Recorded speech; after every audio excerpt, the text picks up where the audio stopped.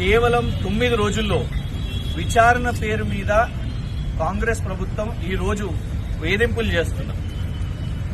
25 సంవత్సరాలు BRS party రజతోత్సవాలు జరుపుకుంటున్న సందర్భంలో వాటిలో పాల్గొనకుండా ఇవాళ పదే నోటీసులు ఇచ్చుకుంటూ మళ్ళొకసారి 23వ తారీఖున రావాలని ఇలా గచ్చిబౌలి పోలీస్ స్టేషన్ వాళ్ళు ఇవాళ 4వసారి మళ్ళీ నోటీస్ ఇచ్చారు.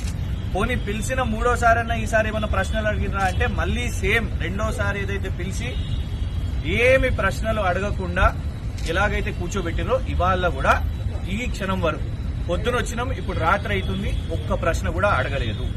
ఎందుకు ఈ వేధింపు చర్యలు? ఇవాళ అత్యున్నత న్యాయస్థానం సుప్రీంకోర్టే చెప్పింది.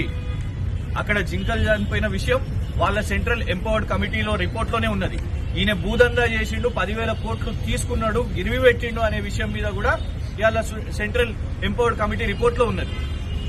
1524 చెట్లను నరికేసిండు. ఇవి ఏవి ఆర్టిఫిషియల్ ఇంటెలిజెన్స్ కాదు కదా. కానీ సుప్రీంకోర్టు ఆయనని వల్ల తప్పు పట్టేసరికి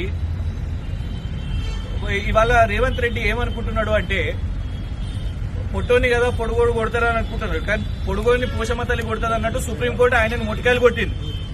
ఆయన ఫ్రస్ట్రేషన్ అంతా మా మీద తీస్తున్నాడు. ఇవాళకి కూడా తప్పును ఒప్పుకుంటలేరు. కాంగ్రెస్ మంత్రి శ్రీధర్ బాబు గారు కూడా social media campaign supreme court judge నమ్మిందంట. అంటే సుప్రీంకోర్టు ఇవాళ అది ఇచ్చిన రిపోర్టును వాళ్ళు చేసిన అబ్జర్వేషన్స్ ని కూడా కాంగ్రెస్ ప్రభుత్వం తప్పుబట్టే పరిస్థితి వచ్చింది. ఇవాళ కాంగ్రెస్ మంత్రులు అసలు వాస్తవానికి వాళ్ళ మీద కేసులు పడాలి. తప్పుడు అవాస్తవాలు చెప్తూ ఇవాళ జింకలు చనిపోవడానికి కారణమైంది కాంగ్రెస్ ప్రభుత్వం.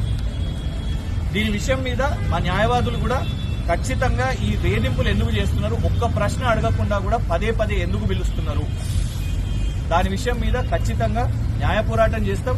ఈ అనవసరమైన బెదిరింపులకు వేధింపులకు భయపడేది సమస్యనే లేదు. డెఫినెట్ గా రేవంత్ రెడ్డి గారి ప్రభుత్వాన్ని ఎదుర్కొంటూనే ఉంటాం.